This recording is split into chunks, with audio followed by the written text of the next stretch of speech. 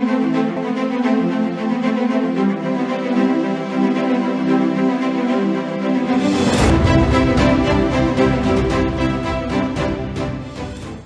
rubber production subsector of the agricultural sector for many years was a major industry support and foreign exchange earner, not just for Nigeria alone, but many African countries. What had happened to the once viable sector? Our next conversation is with Otumba Prince Ibinosun Ido Peters, the national president of the Rubber Producers, Processors and Marketers of Nigeria. I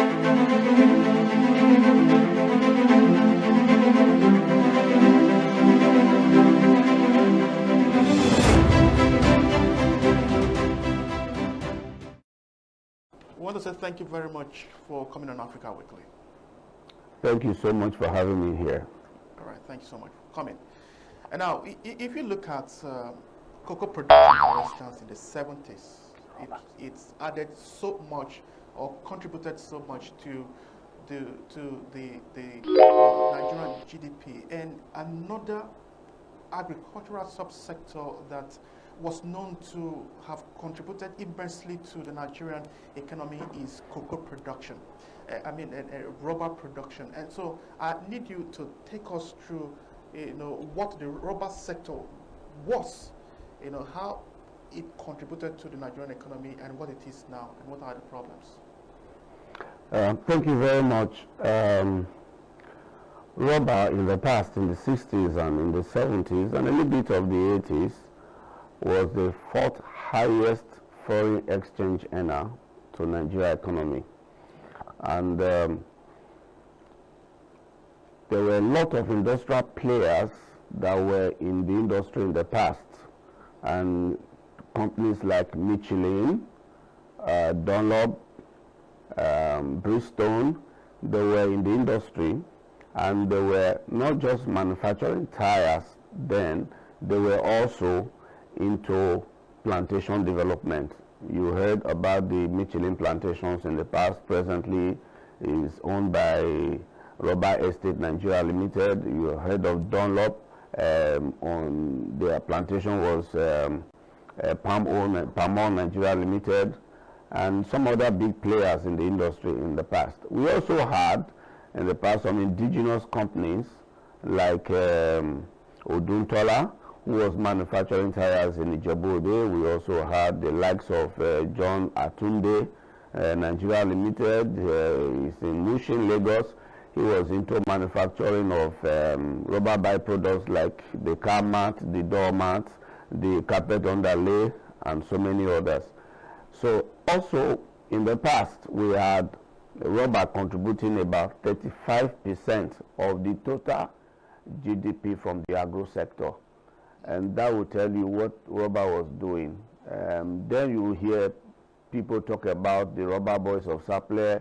Then rubber was very prominent in the south.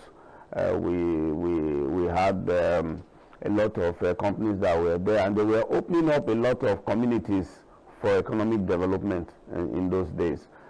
But today, what we find is slightly different. What we have today is that when we saw crude, agriculture generally was suppressed.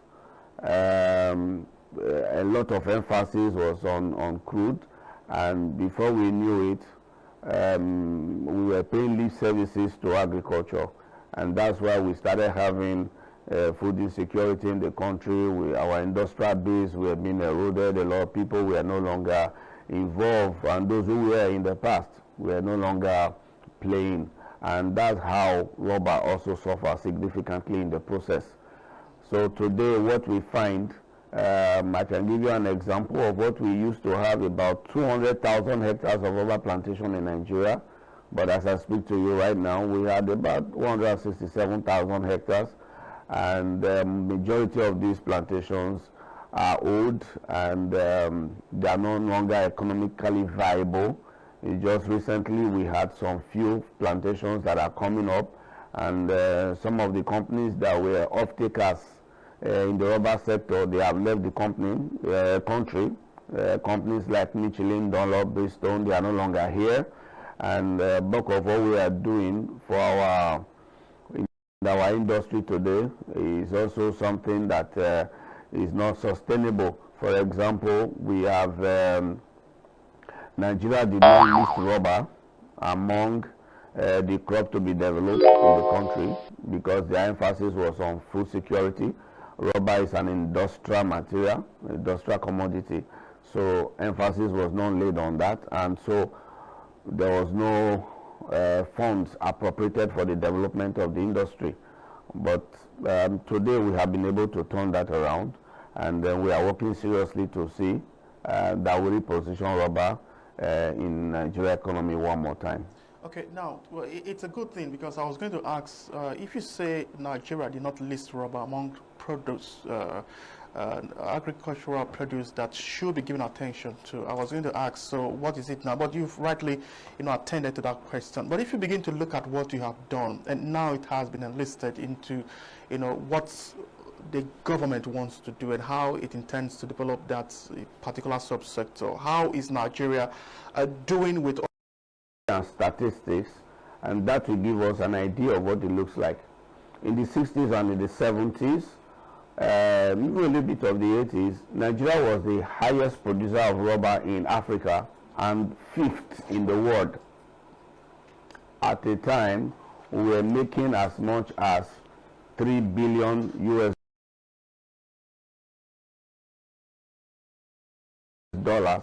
of foreign exchange from export of rubber. But today, as I speak to you, Nigeria is the 3rd highest producer of rubber in Africa and 13th in the world. Now, if you say 3rd in Africa, it might look as if we are doing well. Yes, yeah, because but we are just producing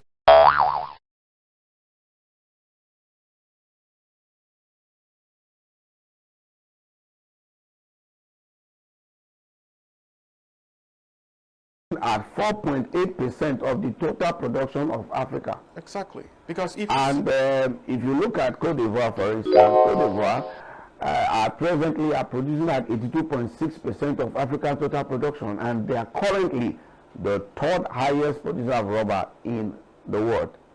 Whereas in 2020, Nigeria made $20.8 million from export of rubber. Cote d'Ivoire made $1.3 billion. We had rubber before Cote d'Ivoire. Rubber came into Nigeria in 1896, and we had our first plantation in 1903. Cote d'Ivoire just started yesterday. But you see, the difference has always been that some of these African countries that have no crude oil, they are driven by agriculture. The economy is driven by agriculture. But Nigeria has always been a mono economy, depending solely on crude, and that has not helped the country at all. But what we have been able to do since our inception, number one, we have been able to do a lot of advocacy to all the relevant ministries and agencies and attracted government attention to the reason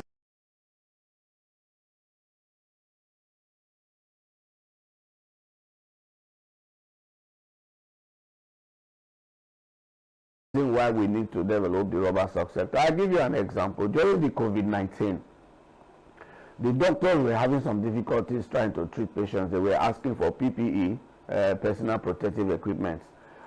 70% of the PPE that the doctors were asking for were rubber-based, and we were importing these things into the country.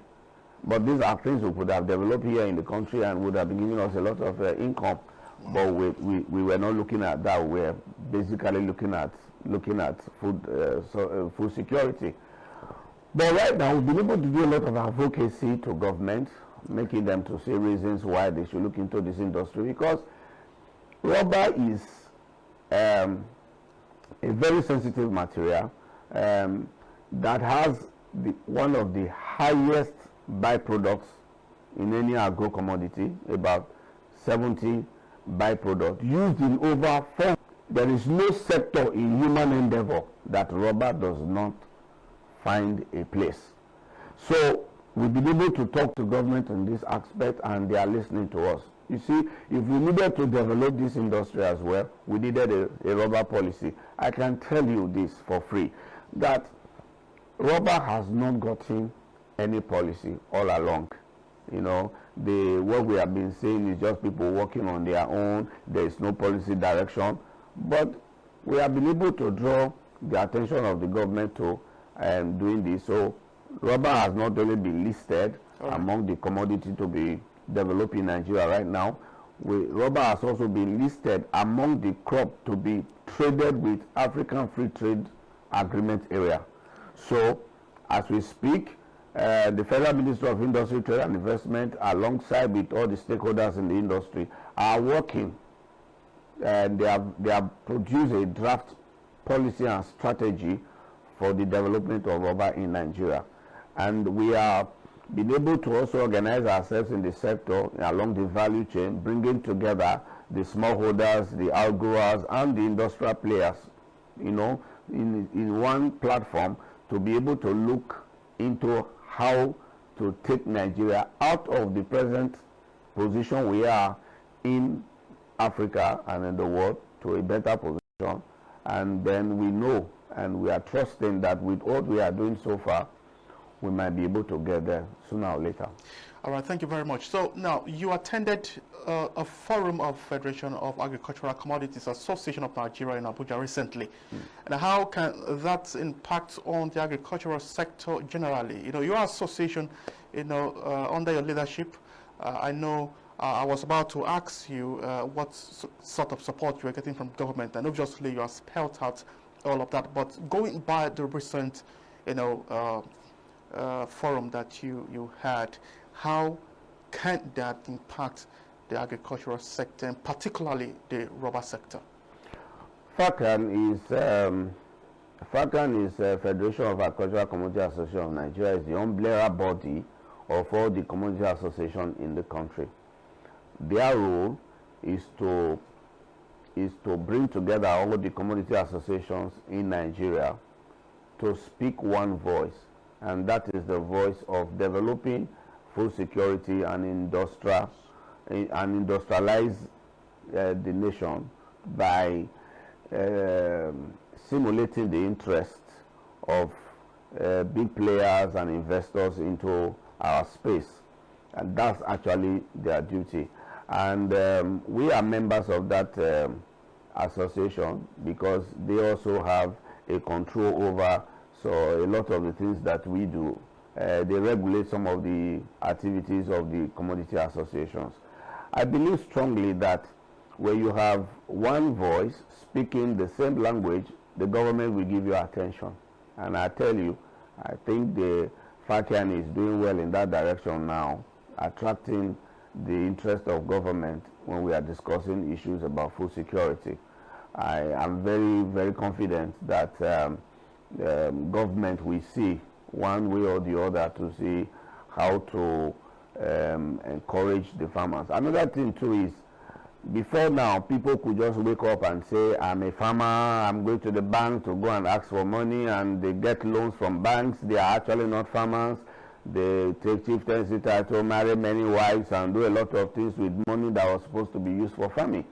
But now, with this type of organization, the actual farmers are the one that is actually engaging the government, engaging the people, not people who are not farmers, but they are farmers. As I speak to you, I am a farmer. I am a rubber farmer. I have a plantation, and so I have a processing plant. So we are looking at farmers now engaging directly with government, not people who are representing farmers engaging them, and that's what FACAN is also doing, and the commodity association are also doing.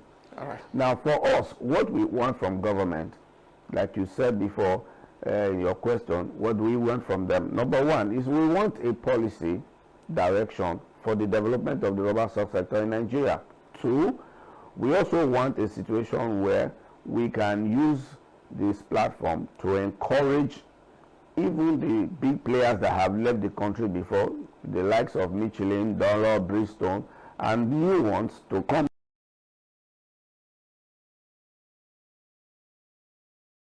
into our business space. We will be very glad because bulk of what we produce are exported. They are exported, processed, and brought back to us, and we are buying them at a very high price, considering right now the price of dollar to naira. I can tell you also, when Michelin was here, I worked and retired in Michelin. When Michelin was here, we were driving new tires, but now people are buying Tokumbo tires. When we had serious prohibition on the use of Tokumbo tires because of the risk that are involved. Now we can no longer buy new tires because they are quite expensive. But if we have them here, it will help us a lot to ensure that we have companies that are doing what is expected to improve our economy. It's all right. It's okay. Thank you very much, Otumba Prince Igbinosun Idowu. Thank you very much for talking to us on the program. Thank you so much for having me. All right, you're welcome.